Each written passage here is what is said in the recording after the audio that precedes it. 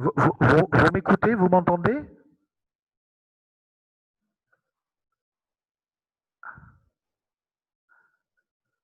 Est-ce que vous m'entendez?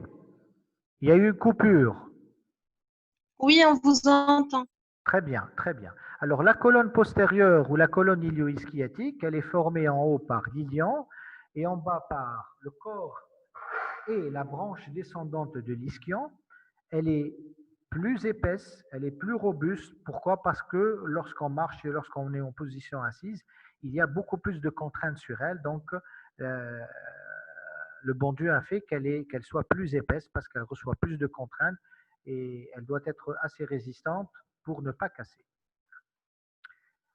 Donc ça, c'est pour le rappel anatomique. L'étude du cotyle ne peut se faire qu'après avoir étudié les radiographies normales du cotyle. Il faudrait savoir ce qui est normal pour comprendre ce qui n'est pas, ce qui est pathologique. Alors l'étude du cotyle se fait sur 3 radiographies, 3 incidences. Et c'est la radiographie qui permet de faire le diagnostic. Ce n'est pas la clinique. Donc la radiographie est importante. La première incidence, c'est une incidence de face, de la hanche, où là, j'ai mis une radiographie du bassin. Donc, cette incidence de face vous montrera des lignes radiologiques que vous allez progressivement donc, apprendre à connaître. Donc, on voit ici la tête fémorale, le col, le cotyle, le toit du cotyle. Pardon, est-ce que vous voyez le pointeur, la souris, est-ce que vous la voyez ou pas? Oui, oui, c'est clair. Ah, très bien, très bien. Donc, la tête fémorale, voici le cotyle, voici le toit du cotyle, voici le fond du cotyle, voici le col fémoral. Ici, c'est le grand trochanter, mais on le voit. On voit par contre le petit trochanter. Là, c'est l'aile iliaque. Là, c'est l'articulation sacro-iliaque. Là, c'est la branche iliopubienne et ischiopubienne qui vont délimiter le trou obturateur. Et là, c'est la symphyse pubienne.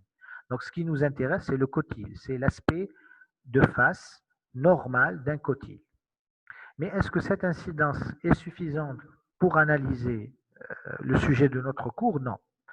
On a besoin de d'autres incidences. Ce sont des clichés en oblique ou des incidences en 3/4, à 45 degrés. On va, on va commencer à les décrire, à les connaître. Donc la première incidence, on appelle le 3/4 à l'air. Dans le 3/4 à l'air, vous voyez le sujet qui est couché. Voici la hanche traumatisée, c'est la hanche droite. Eh ben, pour faire un 3/4 à l'air, on doit incliner le bassin de 45 degrés. Donc, on doit soulever la fesse du côté sain et faire une radiographie de la hanche atteinte, de la hanche traumatisée. Et on aura cet aspect qui est différent de celui de tout à l'heure. Dans cette radiographie, on voit la tête fémorale, on voit le cotyle, on voit surtout bien étalé là l'aile iliaque. Mais est-ce qu'on voit le trou obturateur ou le cadre obturateur? Non, on ne le voit pas. Pourquoi? Parce que dans cette incidence, le cadre obturateur et le trou obturateur sont vus de profil strict. Comme on a tourné le patient, on va voir l'aile iliaque de face, alors que le trou obturateur, il va être vu de profil et c'est pour ça qu'on ne va pas le voir. Donc, ces incidences permettent de tourner la hanche afin d'examiner, en fin de compte, les parties antérieures et postérieures. Alors, sur un 3/4 à l'air, qu'est-ce qu'on voit surtout?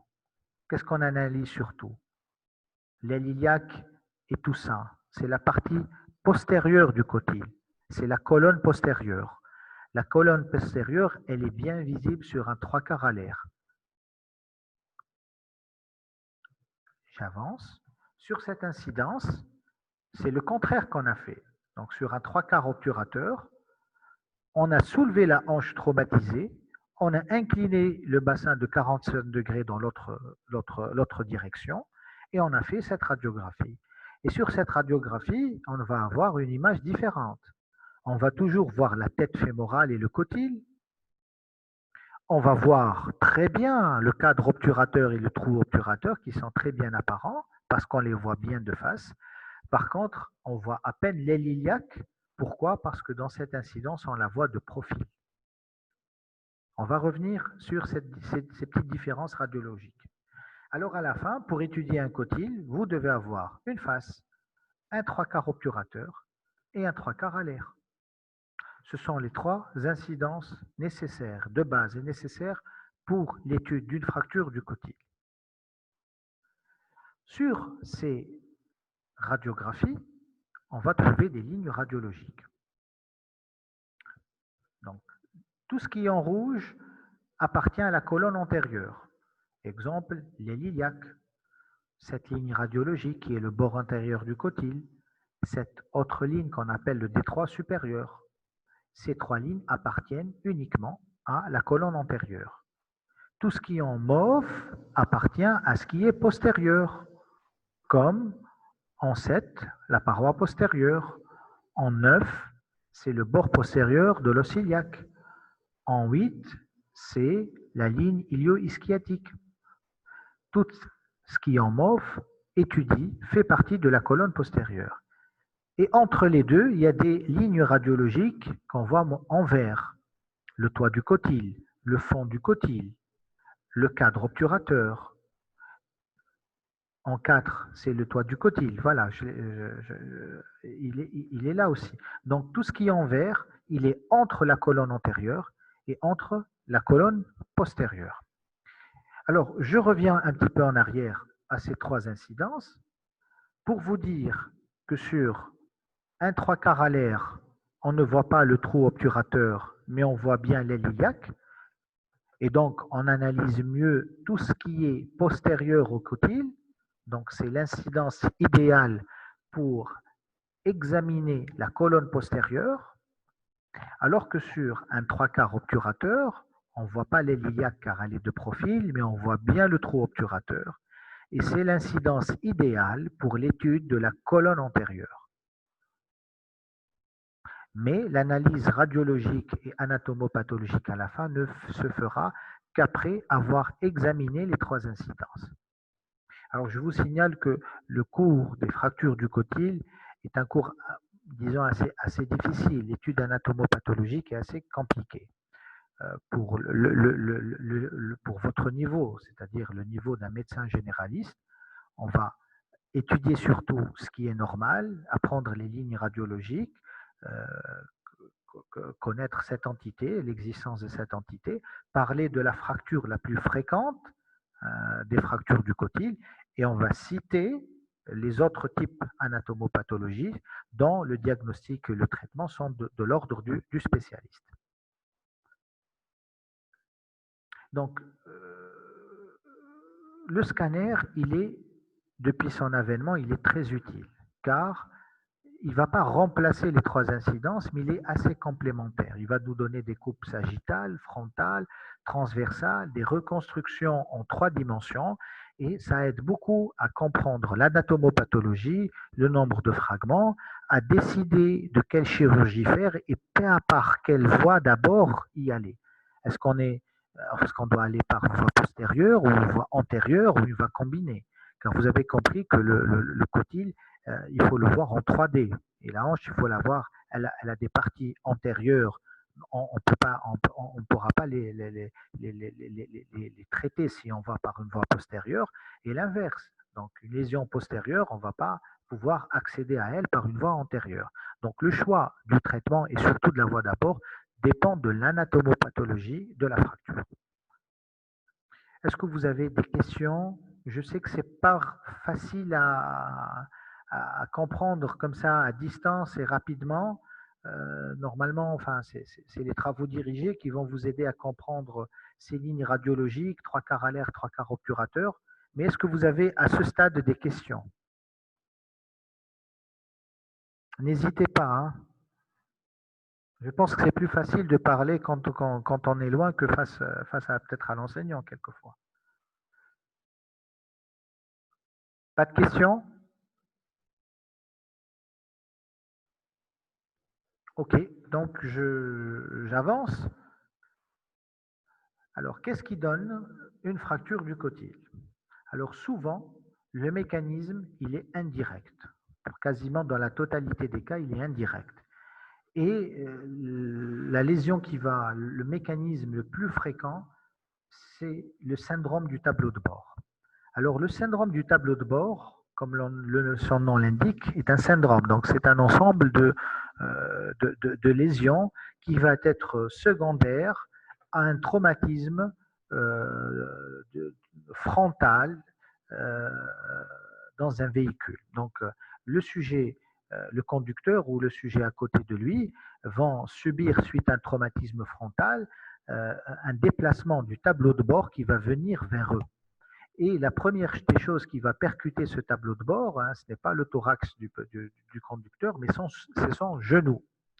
Et donc, il va pousser son genou vers l'arrière. Et ce syndrome du tableau de bord peut induire plusieurs lésions. Et parmi elles, c'est la fracture du cotyle. Le syndrome du tableau de bord peut donner une fracture de la rotule, une fracture de l'extrémité inférieure du fémur, une fracture de l'extrémité supérieure de l'humérus, une luxation de la hanche. Mais souvent, ce qui nous intéresse aujourd'hui, c'est la fracture du cotyle. Donc, comme le traumatisme va être d'avant en arrière, la partie qui va être fracturée, traumatisée, c'est une partie postérieure du cotyle. Donc, le syndrome du tableau de bord donne souvent des fractures de la paroi postérieure du cotyle, avec ou sans luxation. On peut avoir des fractures sans luxation de la hanche ou des fractures avec luxation de la hanche.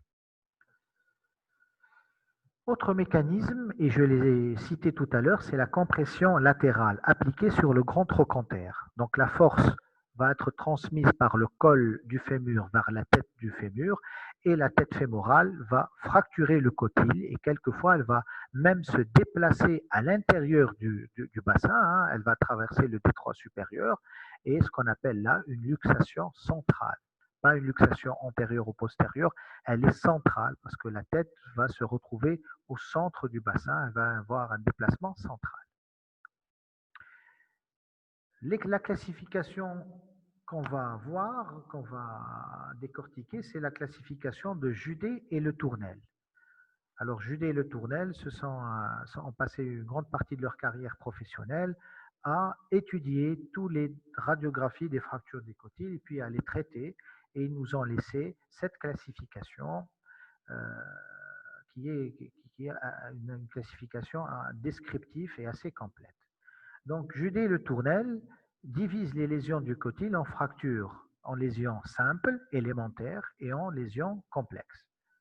Donc, la lésion ou la fracture la plus fréquente et la plus simple qu'on voit, c'est la fracture de la paroi postérieure. Donc, la lésion de la paroi postérieure est la fracture la plus fréquente et vous avez compris pourquoi. Parce que souvent, c'est secondaire, le traumatisme est secondaire à un syndrome du tableau de bord. Donc, le fragment détaché peut être petit ou grand. Cette fracture peut être associée à une luxation de la hanche comme elle peut être pure, sans luxation. Donc, regardez sur cet ensemble de radiographies. En haut et à ma droite, donc, on a une fracture de la paroi postérieure. Et elle est bien visible sur cette radiographie car elle a l'aspect d'une casquette ou d'un chapeau qui vient coiffer la tête fémorale. Donc ça, c'est une fracture de la paroi postérieure. La tête est un petit peu déplacée, mais elle reste en contact et en regard du cotyle. Ça, donc la tête fémorale n'est pas luxée. Par contre, sur l'incidence de gauche, on voit la tête fémorale qui a quitté le cotyle. Donc, nous sommes face à une luxation de hanche avec un fragment de la paroi postérieure qui vient en haut la couvrir. Donc là, vous avez une luxation de hanche associée à une fracture de la paroi postérieure. Donc en bas, vous avez les images scanographiques correspondantes. Là, la tête est dans le cotyle et on voit en arrière le trait qui détache la paroi postérieure, alors que sur cette incidence, la tête fémorale a quitté le cotyle et on voit que la paroi postérieure est communitive, elle est inexistante avec détachement de plusieurs petits fragments. Voici là, c'est une luxation de la hanche associée à une fracture de la paroi postérieure vue sur une coupe scanographique. Là, c'est très urgent. L'urgence n'est pas à traiter la fracture, mais à réduire la luxation. Sur cette incidence scanographique, on voit, c'est une coupe transversale aussi, on voit un cotyle, voici sa paroi antérieure, voici la paroi postérieure qui est fracturée, nous voyons la tête fémorale, et entre les deux surfaces articulaires, entre les deux surfaces, nous voyons un fragment de la paroi postérieure qui est venu s'incarcérer, qui s'est venu coincer. Il est coincé à l'intérieur de l'articulation. Là, il faut impérativement l'enlever par chirurgie, car il est source d'incoercibilité, d'instabilité de la hanche, et puis il va gêner les mouvements et être responsable d'une arthrose et d'une instabilité de la hanche. À côté, pardon, je reviens, donc à côté des fractures de la paroi postérieure, nous avons des fractures de la colonne postérieure. Alors, c'est toute la branche ilio-pubienne, toute la colonne postérieure qui va cette fois-ci être détachée. Le mécanisme, souvent c'est un syndrome de tableau de bord aussi, mais avec une position différente de la tête fémorale. Toute la partie postérieure du cotyle est détachée. Et comme vous voyez sur ces radiographies en incidence de face, 3/4 à l'air, de face à droite, 3/4 à l'air et 3/4 obturateur, nous voyons le fragment de la paroi postérieure détachée et le déplacement de la tête fémorale. Alors, regardez sur la radiographie de face, là où il y a le pointeur, on voit un fragment osseux déplacé, on voit une tête fémorale qui n'est plus à sa place, elle paraît même luxée, mais est-ce que cette incidence nous suffit à poser le diagnostic? Non. On va demander un 3/4 à l'air. Donc, dans le 3/4 à l'air, on voit l'aile iliaque de face, mais on ne voit pas le trou obturateur. Et qu'est-ce qu'on voit? On voit que la paroi, la colonne postérieure, elle est rompue. Je vous ai dit tout à l'heure que le 3/4 à l'air est utile afin d'étudier les éléments postérieurs du cotyle, donc d'étudier la colonne postérieure. Et on voit ici que la colonne postérieure est fracturée avec une tête fémorale déplacée. Par contre, sur une radiographie tout à fait à gauche, la radiographie de 3/4 obturateur, là où on voit l'aile iliaque de profil qui n'est pas bien visible, par contre on voit très bien le cadre et le trou obturateur, on voit que la colonne antérieure est intacte. Il n'y a pas de solution de la continuité osseuse de la colonne.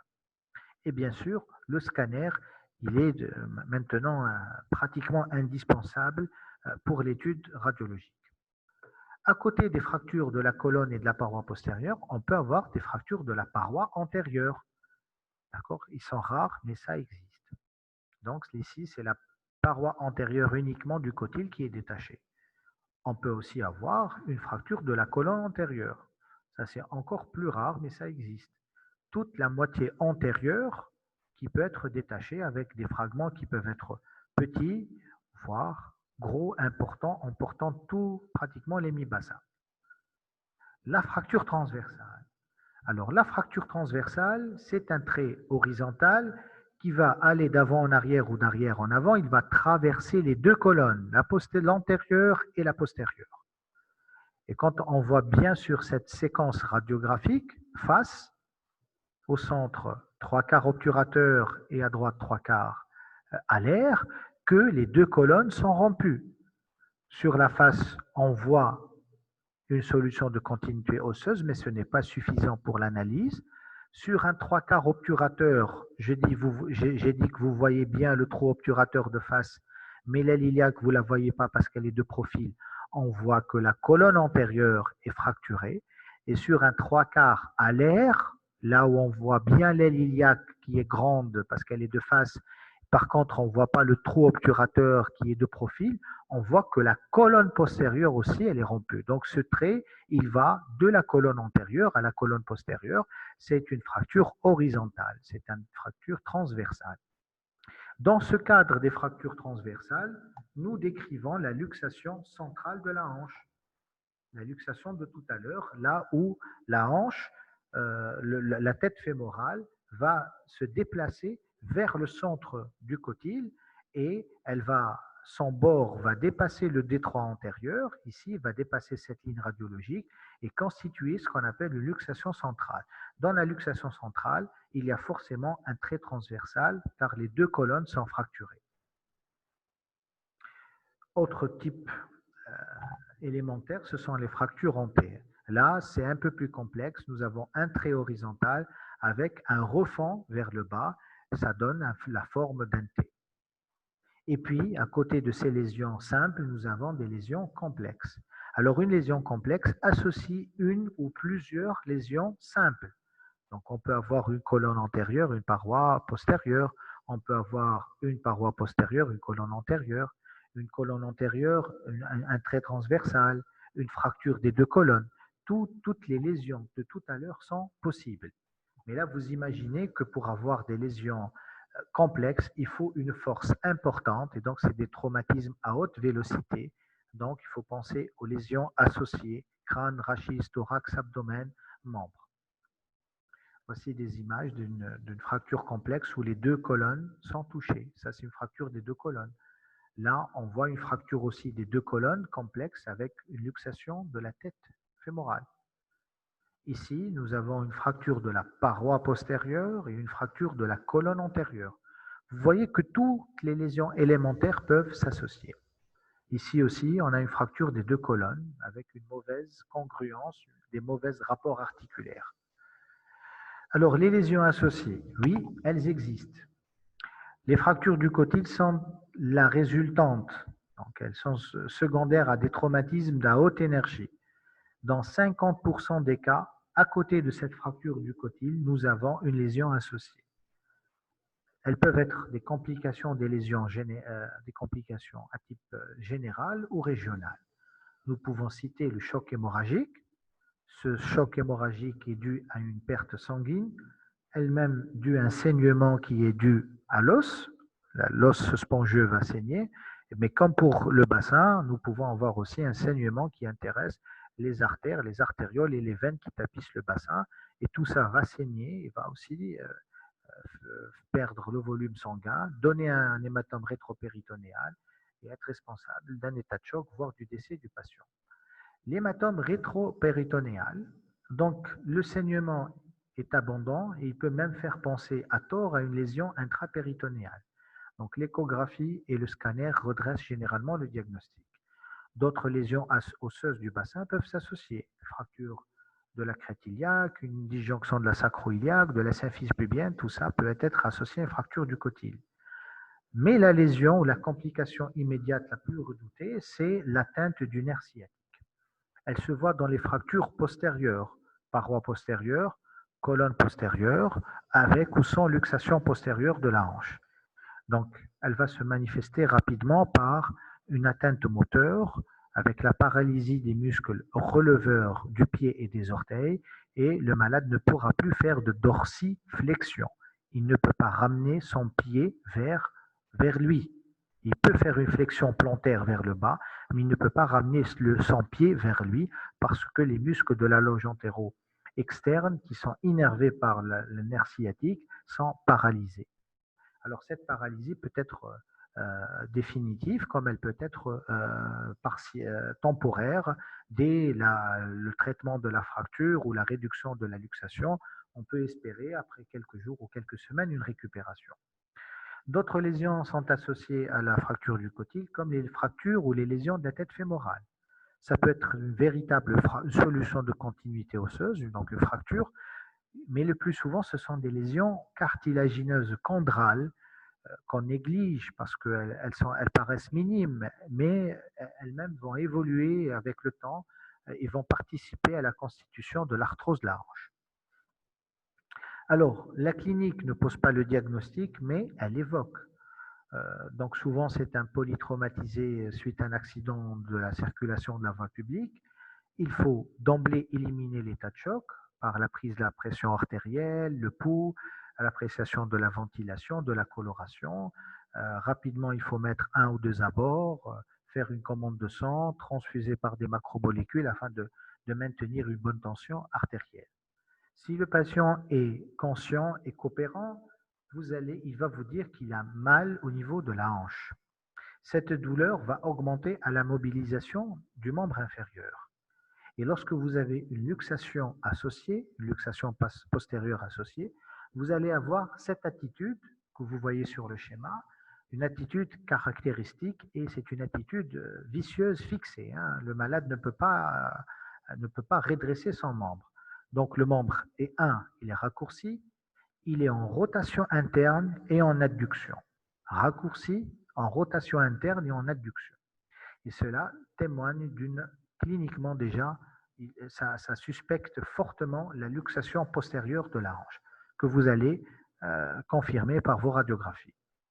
Donc, il faut rechercher d'emblée les complications possibles, viscérales et pelviennes, donc rechercher un hémopéritoine, rupture de rate, lésions spléniques, lésions hépatiques, des complications vasculaires par la palpation des pouls distaux, des complications urinaires, comme le cotyle fait partie du bassin, donc on peut avoir une atteinte de l'arbre urinaire, et aussi des complications neurologiques. Donc il faut tester les nerfs du membre inférieur, la motricité et la sensibilité, mais essentiellement le nerf sciatique.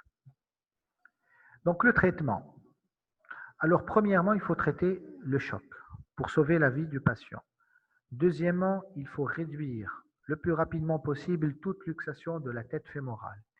Et c'est qu'à la fin qu'on va traiter la fracture du cotyle, la fracture proprement du cotyle, soit d'une façon orthopédique ou chirurgicale. Alors, le traitement orthopédique, les moyens, nous avons la traction. La traction, donc c'est un dispositif qui va tirer le membre, qui va permettre la réduction et le maintien du membre jusqu'à consolidation. Nous avons la traction longitudinale à travers une broche transtibiale ou transfémorale, avec un dispositif de traction avec des fils, des poulies et des poids qui va maintenir le membre dans cette position jusqu'à la consolidation. Et nous pouvons avoir une traction latérale. Donc, à côté de la traction axiale longitudinale, on va tracter par un dispositif au niveau du grand trochanter, on va tracter dans l'axe du col, et cela permet de réduire les luxations centrales et le maintien de la hanche, de la tête dans cette position jusqu'à consolidation du cotyle. Donc, les tractions imposent l'alitement prolongé, et leur durée vont aller de 21 jours pour les fractures peu déplacées jusqu'à 45 jours pour des fractures plus complexes. La chirurgie, elle va faire appel à des voies d'abord. Je l'ai dit tout à l'heure, elles peuvent être antérieures ou postérieures ou antéro-postérieures, et les fragments vont être fixés soit par des vis, soit par des plaques. Donc ces plaques et ces vis vont maintenir les fragments après leur réduction. Voilà des exemples d'une luxation centrale de la hanche avec une fracture transversale qui a été traitée, réduite et traitée par une ostéosynthèse par plaque. Voici aussi l'exemple d'une fracture des deux colonnes traitée par deux voies d'abord, antérieure pour la colonne antérieure, postérieure pour la colonne postérieure. Alors l'indication. Alors il faut savoir que le traitement chirurgical n'est pas urgent. Ce n'est pas urgent de traiter chirurgicalement, sauf pour les fractures avec luxation. La traction d'attente, la traction qu'on va mettre, elle va être une traction d'attente. Elle permettra quoi? Elle permettra de faire le bilan complémentaire, c'est-à-dire nos scanners, nos radiographies de face, profil, 3/4 à l'air, 3/4 obturateur, et on va attendre que le malade se stabilise et on pourra intervenir jusqu'à un délai de 8 à 12 jours plus tard. Ce délai, il est bénéfique car il permet de faire une hémostase des vaisseaux pelviens. Donc, lorsqu'on opérera, on opérera dans un milieu où il y a moins de sang, donc il y a moins de pertes sanguines et c'est plus confortable pour le chirurgien. L'indication dépendra de l'âge, de l'importance du déplacement et de la qualité de la congruence articulaire. Donc, 3 paramètres. L'âge. Plus le sujet est jeune, plus on aura tendance à aller opérer parce qu'on est tenu de lui remettre une surface articulaire la plus parfaite possible pour éviter qu'il évolue vers une coxarthrose dans le futur. Plus la fracture elle est déplacée, plus la surface articulaire elle est déplacée, plus on aura tendance à opérer pour remettre cette surface en bon état. Et puis, c'est la qualité de la congruence articulaire, c'est-à-dire la qualité des rapports entre la tête, le toit du cotyle, l'arrière-fond du cotyle, la paroi postérieure. Si on a des rapports qui sont bons avec le cotyle, tout son toit, son arrière-fond, il n'y a pas de fragment intra-articulaire, il n'y a pas de déplacement, on peut traiter définitivement par traitement orthopédique par traction. Donc la traction, grâce à la traction, on pourra décider de poursuivre le traitement orthopédique ou de faire une ostéosynthèse. Mais cette ostéosynthèse, cette chirurgie, si on va la faire, elle devrait permettre d'obtenir une réduction plus anatomique. Donc, si on décide d'opérer un cotyle, c'est parce qu'on voit que la chirurgie va apporter quelque chose de meilleur.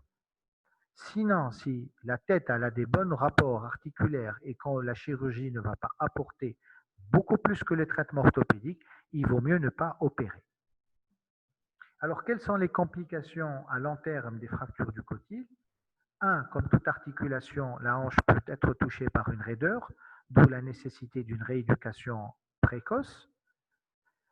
2. Comme toute articulation, comme toute fracture articulaire, le cotyle est guetté, la hanche est guettée par l'arthrose post-traumatique, la coxarthrose post-traumatique, d'où la nécessité d'une réduction la plus parfaite de la surface articulaire, donc d'avoir une bonne congruence articulaire. Plus cette congruence est mauvaise, plus le pronostic et la rapidité et la sévérité de l'arthrose sera importante. Troisième complication, c'est la nécrose de la tête fémorale. Donc, vous allez voir dans le cours des fractures de la tête fémorale que la circulation de l'extrémité supérieure du fémur, de la tête du fémur, elle est de type termino-terminal. Donc, il n'y a pas de suppléance vasculaire. Alors, ces traumatismes de la hanche, ces luxations, ces fractures du cotyle peuvent abîmer la vascularisation intra-osseuse de la hanche et une partie de la tête fémorale ne sera plus irriguée et elle évoluera progressivement vers une nécrose, vers une mort cellulaire. Voici pour le cours des fractures du cotyle. J'attends vos questions.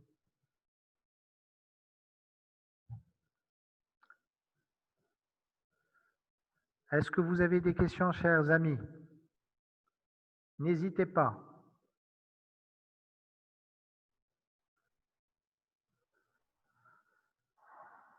Je vois que vous êtes 16 parmi avec moi. Est-ce qu'il y a des questions?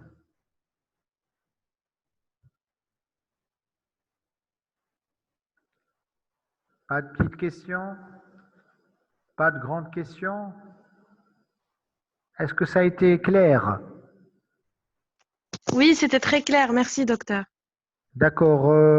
Bon, on se verra demain alors. Ok, Inch'Allah. Inch'Allah. Si vous avez des questions, mettez-les de côté, on en discutera demain. D'accord, parfait. Bon courage, bon courage. À bientôt. Merci. Portez-vous bien. À vous de même. Bonne journée. Au revoir. Merci, merci. Merci, docteur. Merci.